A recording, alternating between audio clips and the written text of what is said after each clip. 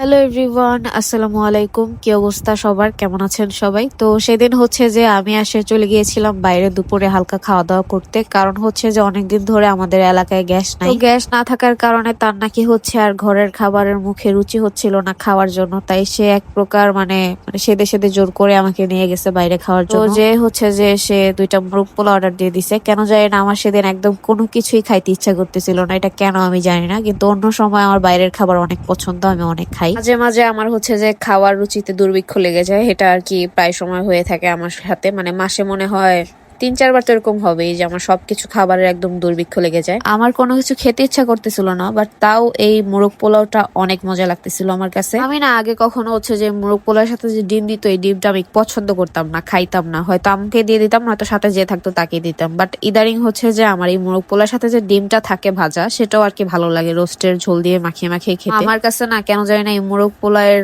এই রোস্টের থেকে হচ্ছে যে আমার সব থেকে বেশি মজা লাগতেছিল এই ডিমটা দিয়ে ভেঙে মাখিয়ে মাখিয়ে খেতে। খেতে খেতে সে হচ্ছে যে আমাকে বলতেছিল যে অল টাইম তুমি কেন লেগ পিস নাও, তোমার পছন্দ দেখে অল টাইম লেগ পিস নিবে? তুমি কি জানো না বোকা, যে তোমার লেগ পিসে যে মাংস কম থাকে? সময় হচ্ছে যে মুরগির ব্রেস্ট পিসটা নিবা, কারণ ওটাতে মাংস বেশি থাকে। তো আমি এখন বলতেছি যে তাকে আমি কিভাবে বোঝাবো যে সব সময় লাভই হচ্ছে যে আসল না। নিজের পছন্দের জিনিস বলতে একটা ব্যাপার আছে, পছন্দের জিনিসে ঠকলেও কোনো কিছু যায় আসে না। যেমন আমার লেগ পিস পছন্দ, মাংস কম থাক, তাও আমি খেয়ে মজা পাই। তো মুরগির ব্রেস্ট পিসটা আমার হচ্ছে যে তেমন পছন্দ না, কারণ ওইটার মাংস আমার কাছে কেন জানি না মজা লাগে। ওইটা নিলে আমার লাভ হবে ঠিকই, কিন্তু আমি খেয়ে মজা পাবো না, এই জন্যই আমি নেই না।